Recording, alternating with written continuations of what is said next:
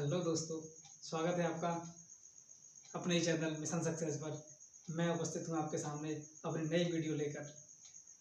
देखिए, हमने last time बात की थी बुद्धि के सिद्धांतों की, और मैंने आपसे लास्ट टाइम 5 प्रश्न भी पूछे थे, उनके आज जवाब भी देंगे।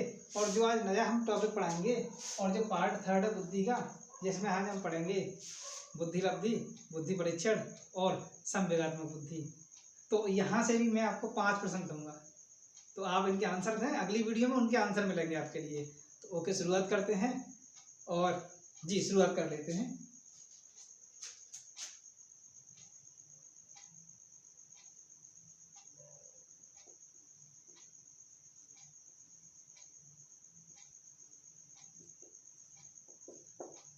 दोस्तों, मैं आपको एक बात और बता देना चाहता हूं कि यहाँ से आपको काफ़ी इम्पोर्टेंट पॉइंट्स मिलने वाले हैं। जो कई बार हम कंफ्यूज रहते हैं ना कि बुद्धि लब्धि का सबसे पहले मापन किसने किया था, परीक्षण किसने किया था, या सबसे पहले मानसिक आयु का प्रयोग किसने किया था, बुद्धि के परीक्षण के जन्मदाता कौन है, बुद्धि लब्धि के जन्मदाता कौन है। इस तरह के काफ़ी क्वेश्चन जो है कंफ्यूज करते हैं ना, आज वो कंफ्यूजन आपका पूर्णतः दूर होगा जी। तो देखिए, हम बुद्धि लब्धि की बात कर रहे हैं। यहाँ हम आज 3 पॉइंट पढ़ेंगे: बुद्धि लब्धि, बुद्धि परीक्षण और संवेगात्मक बुद्धि। इससे पहले जो वीडियो थी वहाँ हमने पढ़ा था बुद्धि का सिद्धांत। ओके, चलिए पढ़ लेते हैं। बुद्धि लब्धि यानी IQ, इंटेलिजेंसी कोएफिशिएंट। दोस्तों, बुद्धि लब्धि शब्द का जो प्रयोग है वो सबसे पहले टर्मन महोदय ने किया था। मेरी प्रत्येक बात को ध्यानपूर्वक सुनना, क्योंकि यहाँ से जो पॉइंट्स है ना, और हाँ, आज का जो टॉपिक है वो पूरी तरह से तथ्यात्मक है। संवेगात्मक बुद्धि में से कुछ क्वेश्चन सीटेट में बनते हैं, लेकिन यहाँ का जो पूरा जो कंसेप्ट है वो तथ्यात्मक है, फैक्चुअल है। तो यहाँ हम केवल तथ्यों पर ध्यान देंगे। ओके, बुद्धि लब्धि शब्द का जो प्रयोग है वो सबसे पहले टर्मन ने किया था। और दोस्तों, मैं आपको बता दूं कि बुद्धि का सबसे पहला जो परीक्षण था वो आपका विनय ने किया था। क्या समझे? बुद्धि सबसे पहला बुद्धि परीक्षण विनय ने किया था अपने दोस्त साइमन की सहायता से, अर्थात विनय साइमन परीक्षण। दुनिया का सबसे पहला बुद्धि परीक्षण विनय साइमन ने किया था। कैसे किया था, किस स्केल पर किया था? विनय साइमन स्केल पर किया था। किस पर? विनय साइमन स्केल पर किया था दुनिया का पहला बुद्धि परीक्षण। ओके, नेक्स्ट बिंदु है आपके लिए, आप ध्यानपूर्वक सुनना। बुद्धि का जो सूत्र है वो दिया था स्टर्न एवं कुहलमान ने।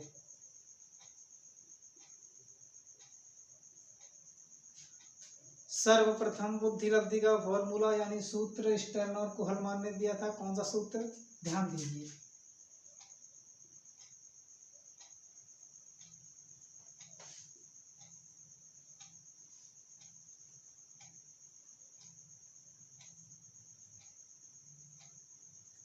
मानसिक आयु अपन वास्तविक आयु। ध्यान देना दोस्तों, मैंने इसमें 100 नहीं लिखा है। जी जी जी जी हाँ, जी हाँ, जी हाँ।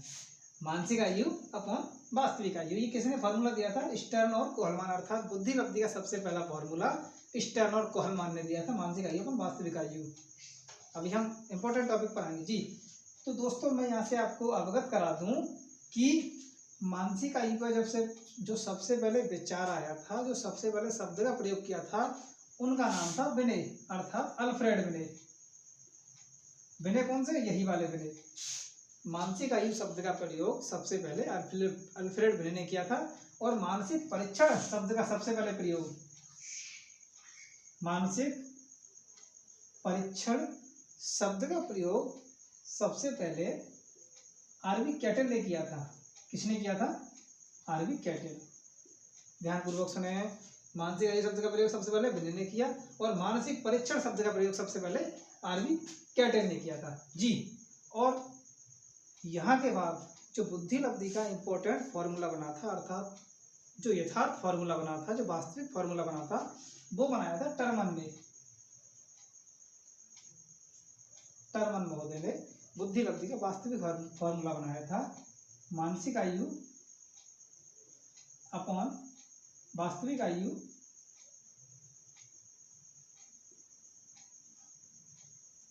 इंटू 100, यानी MA अपॉन CA इंटू 100। किसने किया था? टर्मन महोदय ने। यानी बुद्धि लब्धि मापने के जन्मदाता टर्मन है और बुद्धि परीक्षण के जन्मदाता आपके विनय साइमन है अथवा विनय है। जी, मैं यहाँ से आपको बता देना चाहता हूँ कि वास्तविक आयु को, यहाँ जो फॉर्मूला में है मानसिक आयु पर वास्तविक आयु, यानी IQ is equal to MA/CA into 100 और बुद्धि लब्धि बराबर मानसिक आयु इंटू अपॉन वास्तविक आयु इंटू 100। तो मैं आपको बता दूं कि इस सूत्र में वास्तविक आयु को तैथिक आयु भी कहते हैं और कालानुक्रमिक आयु भी कहते हैं। क्या कहते हैं? कालानुक्रमिक आयु भी कहते हैं, अर्थात क्रोनोलॉजिकल एज।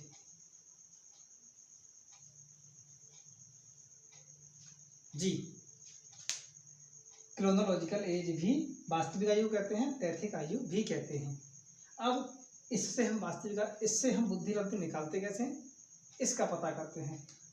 यहाँ से जो बिंदु आए थे, आशा करता हूँ आप भली भांति समझे होंगे। प्रत्येक बात पर ध्यान देना। देखिए दोस्तों, बुद्धि परीक्षण का जन्मदाता विनय, बुद्धि लब्धि मापने का जन्मदाता टर्मन ने बुद्धि लब्धि का वास्तविक फॉर्मूला दिया था, संशोधित फॉर्मूला दिया था। सबसे पहले बुद्धि लब्धि का फॉर्मूला स्टर्न ने दिया था। और दोस्तों, मानसिक आयु शब्द का प्रयोग सबसे पहले विनय ने किया था और मानसिक परीक्षण शब्द का प्रयोग सबसे पहले आरवी कैटल ने किया था। ओके, अब जानते हैं कि बुद्धि लब्धि निकालते कैसे हैं।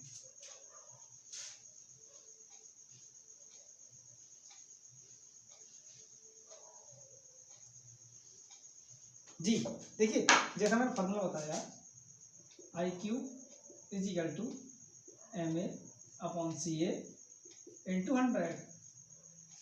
आप ध्यान देना, एक एग्जाम्पल लेते हैं इसको निकालने के लिए। और देखिए, इस सूत्र में अभी हम जो है इसका उदाहरण देखेंगे। उदाहरण के बाद जो बच्चों की कैटेगरी होती हैं, कितने अंक प्राप्त करेगा बुद्धि लब्धि के अंतर्गत, उन कैटेगरी को, यानी अगर इतने अंक प्राप्त किए हैं तो इस IQ वाला बच्चा किस कैटेगरी में आएगा, अभी हम आपको बताएंगे टर्मन की IQ वाली श्रेणी से। पहले हम एक एग्जांपल ले लेते हैं। मानकर चलिए कि एक 10 वर्ष का बच्चा है, वास्तविक आयु है उसकी, एक 10 वर्ष का बच्चा है और उसकी मानसिक आयु उसकी 12 वर्ष है। हमसे IQ पूछी है और पूछी है कि वो किस कैटेगरी में आएगा, अर्थात कौन सा बच्चा है वो। तो देखिए, MA, ये आपकी MA है, मेंटल एज, ये आपकी CA है, ये आपकी MA है। अब देखिए, IQ is equal to MA/CA into 100। MA कितनी है आपकी? 12। CA कितना है आपका? 10 इंटू 100, यानी 0 से 0 गया आपका, 12 का 10 मल्टीप्लाई किया 120, अर्थात बच्चे की IQ आ गई 120, 120। आपसे पूछा जा रहा है कि किस श्रेणी में आएगा वो बच्चा। तो दोस्तों, मैंने श्रेणी पहले से यहाँ लिख रखी है, ये वाली कैटेगरी है, यानी टर्मन महोदय द्वारा प्रस्तुत बुद्धि लब्धि की श्रेणी। अगर बच्चा 140 से अधिक है तो प्रतिभाशाली होगा, 120 से अधिक है तो 120 से 139 तक प्रखर बुद्धि होगा, 110 से 119 तीव्र बुद्धि होगा, 90 से 109 सामान्य औसत, और बाकी इसी तरीके से है। अर्थात हमने ये देखा कि 120 IQ वाला बच्चा प्रखर बुद्धि कहलाएगा, अर्थात 120 IQ वाला बच्चा प्रखर है। ओके।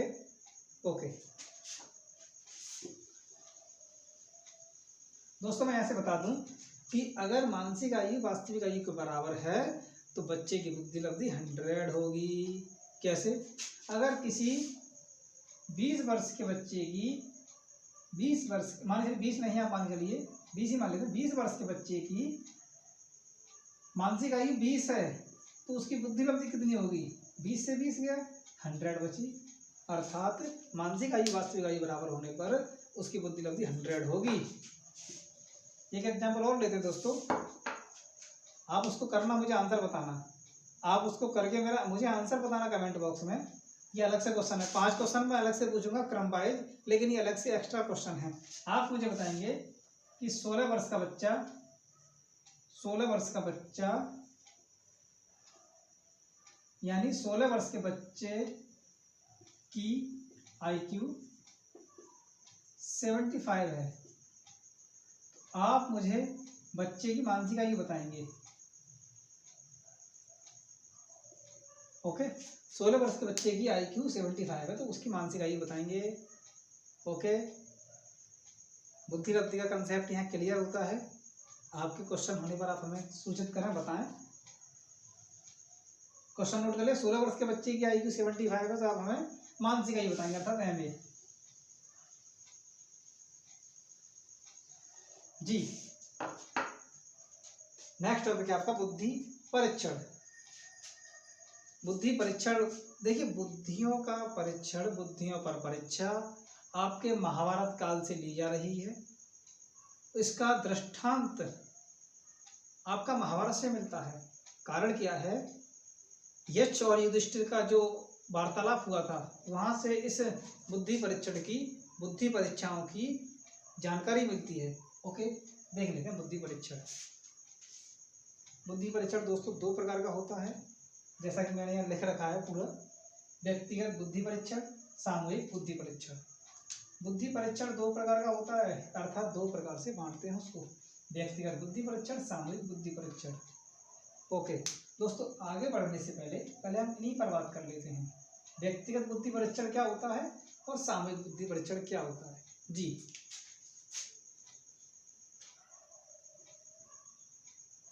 व्यक्तिगत अर्थात या कह लीजिए वैयक्तिक,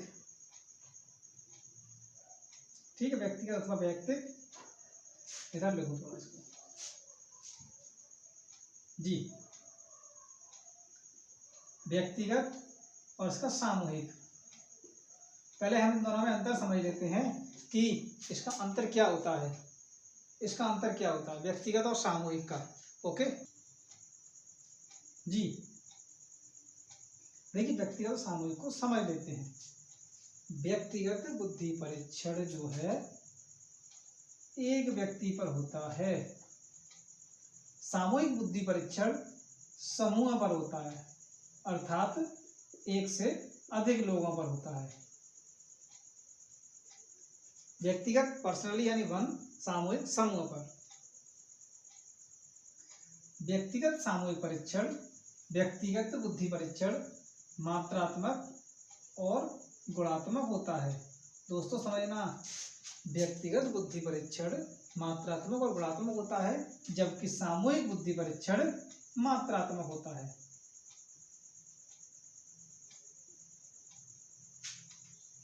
व्यक्तिगत बुद्धि परीक्षण प्रायः अशिक्षित लोगों पर होता है, अर्थात अनपढ़ लोगों पर होता है, और यह शिक्षित लोगों पर होता है। सामूहिक यह प्रायः मौखिक होता है और यह लिखित होता है। व्यक्तिगत बुद्धि परीक्षण अधिक विश्वसनीय है, अर्थात अधिक इसमें विश्वास होता है, अधिक विश्वसनीय है, और ये कम विश्वसनीय है। ये हो गई दोस्तों व्यक्तिगत बुद्धि परीक्षण और सामूहिक बुद्धि परीक्षण में अंतर। अब देख लेते हैं व्यक्तिगत बुद्धि परीक्षण 2 प्रकार के होते हैं, सामूहिक भी 2 प्रकार के होते हैं। पहले व्यक्तिगत बुद्धि परीक्षण को समझते हैं। व्यक्तिगत बुद्धि परीक्षण 2 प्रकार के होते हैं, शाब्दिक, अशाब्दिक। दोस्तों मैं एक बात बता दूं आपके लिए, जी शाब्दिक को भाषात्मक भी कहते हैं, अशाब्दिक को क्रियात्मक भी कहते हैं। इस बातों को ध्यान रखना, शाब्दिक को भाषात्मक भी कहते हैं, अशाब्दिक को क्रियात्मक भी कहते हैं। अर्थात शाब्दिक व्यक्तिगत बुद्धि परीक्षण अथवा भाषागत व्यक्तिगत बुद्धि परीक्षण, क्रियात्मक व्यक्तिगत बुद्धि परीक्षण अथवा अशाब्दिक व्यक्तिगत बुद्धि परीक्षण। जी, ये भी 2 होते हैं, अर्थात ये 4 होते हैं, लेकिन यहाँ इंपॉर्टेंट मैंने 2 ही दिए हैं। विनय साइमन परीक्षण है पहला आपका शाब्दिक के अंतर्गत। जी, विनय साइमन परीक्षण 3 से 15 वर्ष के बच्चों पर किया गया था और इसमें कुल 54 प्रश्न दिए गए थे। दोबारा सुने, विनय साइमन परीक्षण में 54 प्रश्न दिए गए थे और ये 3 से 15 वर्ष के बच्चों तक के लिए दिया गया था। स्टैनफोर्ड विनय परीक्षण यह टर्मन द्वारा दिया गया था और ये विनय द्वारा दिया गया था। विनय द्वारा अपने दोस्त साइमन की सहायता से दिया गया था। स्टैनफोर्ड विनय परीक्षण टर्मन द्वारा दिया गया था। यहाँ पर यह परीक्षण 2 से 14 वर्ष के बच्चों के लिए किया गया था और यहाँ प्रश्नों की संख्या 90 थी। ओके, प्रश्नों की संख्या 90 थी। स्टैनफोर्ड विनय किसके द्वारा दिया गया? टर्मन के द्वारा, और विनय साइमन विनय के द्वारा। अब आते हैं अशाब्दिक की तरफ। भूल भुलैया परीक्षण। भूल भुलैया परीक्षण पोर्टियस द्वारा दिया गया। किसके द्वारा? पोर्टियस द्वारा दिया गया। भूल भुलैया परीक्षण में क्या होता है, बच्चे को एक आकृति बना के दी जाती है जहां पर वह पेंसिल की सहायता से रास्ते पर पहुंचता है। संकेतों के माध्यम से एक रास्ता बना के भूल भुलैया दिया जाता है परीक्षण, उसको एक चित्र बना के जहां से वो सही रास्ते पर पहुंचता है। दोस्तों, यह भूल भुलैया परीक्षण 3 से 14 वर्ष तक के बच्चों के लिए किया जाता है। कितने वर्ष? 3 से 14 वर्ष के बच्चों के लिए किया जाता है। यहाँ पर 2 अवसर होते हैं, यहाँ 2 तरह से बढ़ते हैं बच्चे। 3 से 11 वर्ष के बच्चों के लिए 2 अवसर प्रदान किए जाते हैं। 3 से 11 वर्ष के बच्चों के लिए 2 अवसर, और आपके 12 से 14 वर्ष के लिए 3 अवसर प्रदान किए जाते हैं। अर्थात ये होता है भूल भुलैया परीक्षण में कि एक, जिस तरह से हम बचपन में हमने पढ़े थे कि एक रास्ता बना हुआ होता था जहाँ हमें यहाँ से और वहाँ पहुँचना होता था, यानी पेनों के माध्यम से रास्ते से कैसे पहुँचना, कैसे मंजिल तक पहुँचना होता था, वही भूल भुलैया परीक्षण में होता है। और किसने दिया था? पोर्टियस। ठीक। वेसलर वैल्यू परीक्षण। वेसलर वैल्यू परीक्षण किसके द्वारा दिया गया? वेसलर द्वारा दिया गया। यह 10 से 60 वर्ष के लिए था। 10 वर्ष से 60 वर्ष तक के व्यक्तियों के लिए था, लेकिन बाद में इसको 16 वर्ष से 64 वर्ष तक के व्यक्तियों के लिए कर दिया गया।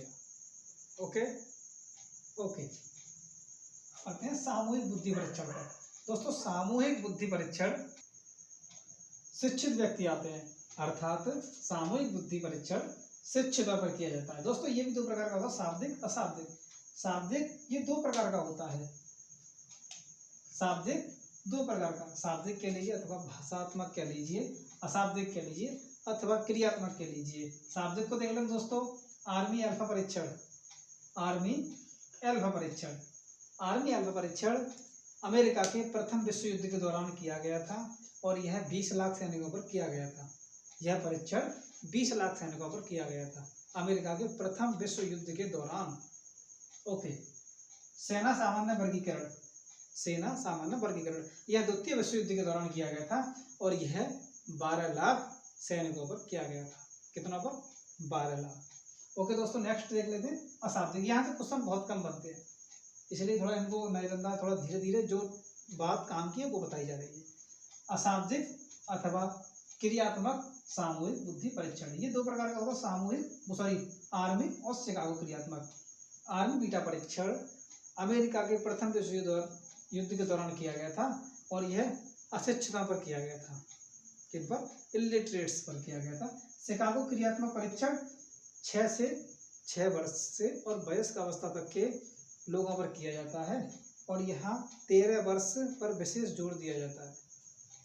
शिकागो क्रियात्मक परीक्षण 6 वर्ष से वयस्क अवस्था तक के बच्चों पर किया जाता है और इन उम्र में 13 वर्ष की अवस्था पर विशेष जोर दिया जाता है।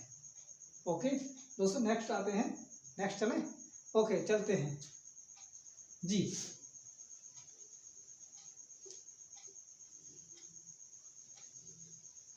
यहाँ हमारा टॉपिक क्लियर होता है। अब आते हैं संवेगात्मक बुद्धि पर। चूंकि हमने बात की थी 3 टॉपिक बताने की, बुद्धि लब्धि, बुद्धि परीक्षण और संवेगात्मक बुद्धि। अब आते हैं तीसरे टॉपिक को, संवेगात्मक बुद्धि।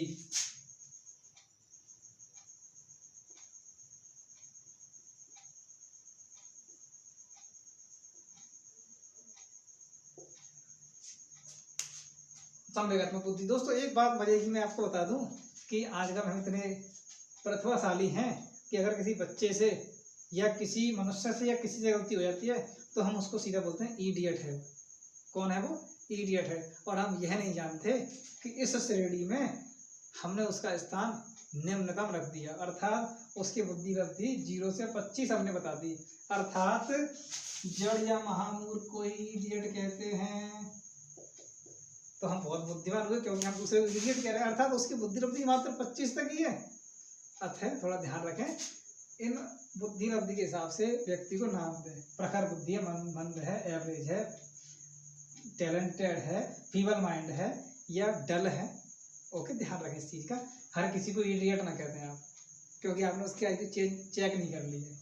ओके, ध्यान रखें इस बात का। जी, संवेगात्मक बुद्धि, इमोशनल इंटेलिजेंसी। देखिए, संवेगात्मक बुद्धि शब्द का प्रयोग सबसे पहले जॉन मेयर और पीटर सॉल्वे ने किया था। पीटर सॉल्वे ने किया था। संवेगात्मक बुद्धि शब्द का प्रयोग सबसे पहले जॉन मेयर और पीटर सॉल्वे ने किया था। और संवेगात्मक बुद्धि का संवेगात्मक बुद्धि का जनक गोलमैन था, डेनियल गोलमैन।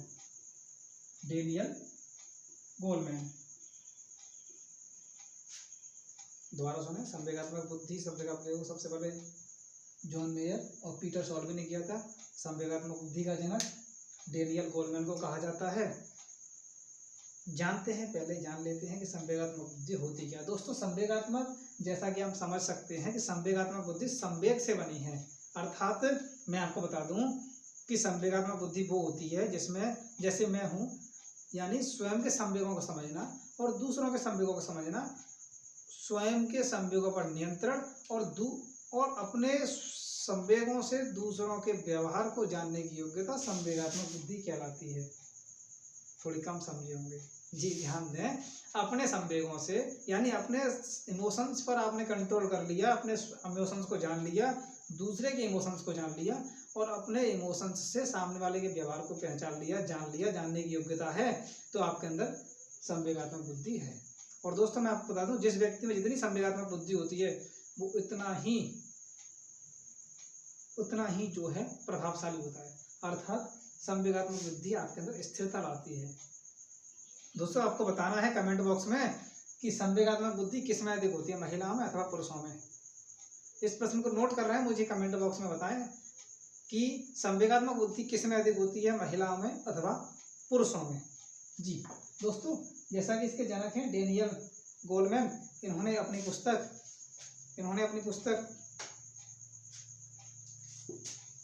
में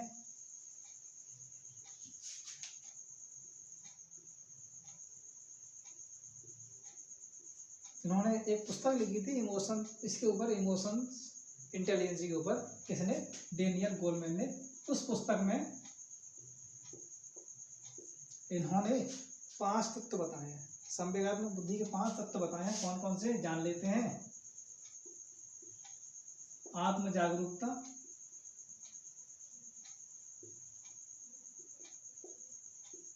आत्म नियंत्रण,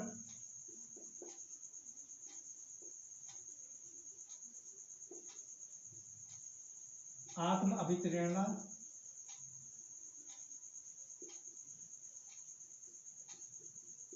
सामाजिक जागरूकता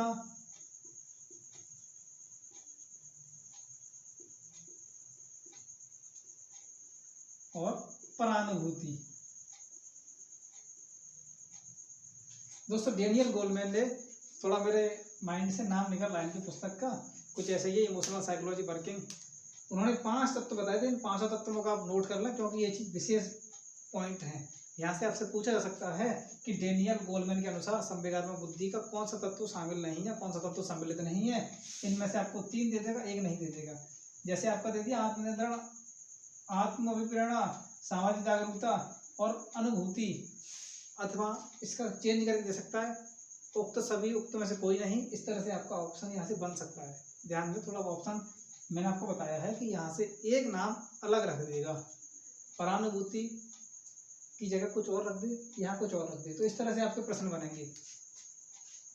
ओके दोस्तों, आज का सिलसिला यहीं समाप्त होता है।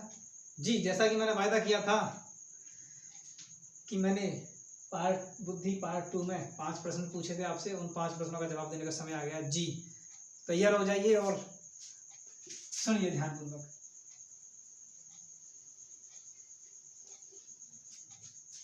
पहला प्रश्न था मेरा कि जीवन में सफलता अथवा असफलता हेतु कौन सा कारक उत्तरदायी है। आपके लिए दो ऑप्शन थे, जी एंड एस। तो दोस्तों इसका सही जवाब है जी। सही जवाब नोट कर लें, जी कारक जीवन में सफलता अथवा असफलता के लिए उत्तरदायी होता है। मेरा दूसरा प्रश्न था, किस सिद्धांत को प्राथमिक मानसिक शक्तियों का सिद्धांत कहा जाता है। प्राथमिक मानसिक शक्तियों का सिद्धांत कहा जाता है। तो दोस्तों इसका सही जवाब है समूह कारक सिद्धांत, थर्स्टन का। मेरा तीसरा प्रश्न था, GCGF मॉडल किस सिद्धांत को कहा जाता है। GCGF मॉडल किस सिद्धांत को कहा जाता है। तो इसका सही जवाब है तरल ठोस बुद्धि सिद्धांत, अर्थात फ्लूइड एंड क्रिस्टलाइज सिद्धांत, फ्लूइड एंड क्रिस्टलाइज्ड थ्योरी। मेरा चौथा प्रश्न था आपसे, समूह कारक सिद्धांत के अनुसार ज्यामितीय समस्याओं को हल करने के लिए किस योग्यता का प्रयोग किया जाता है। ज्यामितीय समस्याओं को हल करने के लिए किस योग्यता का प्रयोग किया जाता है समूह कारक सिद्धांत के अनुसार। तो दोस्तों इसका सही जवाब है वस्तु प्रेक्षण योग्यता।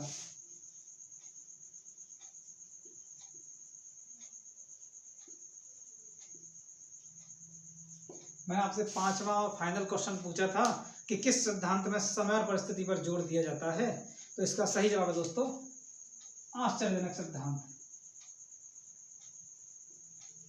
किसने दिया था, वीएस ब्लूम ने। जी आते हैं आज के क्वेश्चन पर। तो आज के क्वेश्चन में आपको देख लेता हूं पहले स्वयं। जी तो आज के क्वेश्चन है आपके लिए,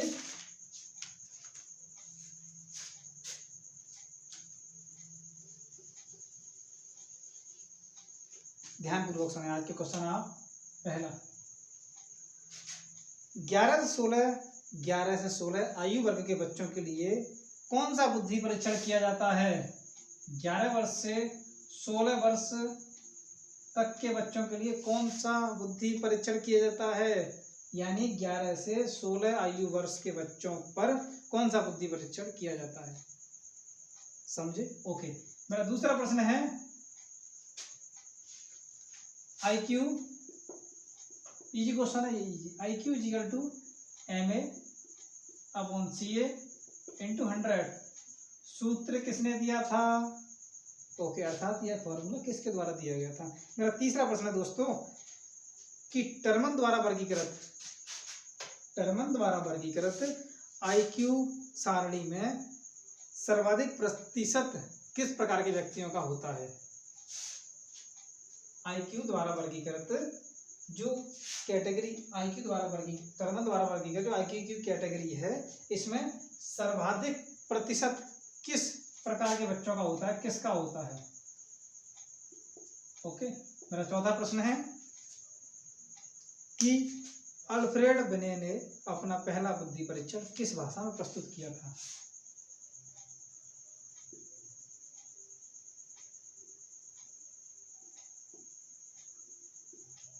अल्फ्रेड बिने ने अपना पहला बुद्धि परीक्षण किस भाषा में प्रस्तुत किया था। और मेरा पांचवा और फाइनल प्रश्न है दोस्तों, आप कमेंट किया करें। आप मेरे फेसबुक और FB पर कमेंट करते हैं, ऐसा नहीं बल्कि यूट्यूब पर ही कमेंट किया करें कमेंट बॉक्स में, ताकि आपको और व्यक्ति जाने, देखें और समझें। ओके। मैं आपसे कल भी कहा था। जी मेरा अंतिम प्रश्न है कि भारत में संवेगात्मक बुद्धि का मापन सबसे पहले किसने किया था। प्रश्न को दोबारा सुने, भारत में संवेगात्मक बुद्धि का परीक्षण सबसे पहले किसने किया था। दोस्तों तीसरा प्रश्न मैं दोबारा रिपीट कर दूं, शायद आप समझ ना पाए हों। टर्मन द्वारा वर्गीकृत ये जो सारणी है, इसमें सर्वाधिक प्रतिशत किस प्रकार के व्यक्तियों का होता है। ओके, पांचों प्रश्न आपके हो गए हैं।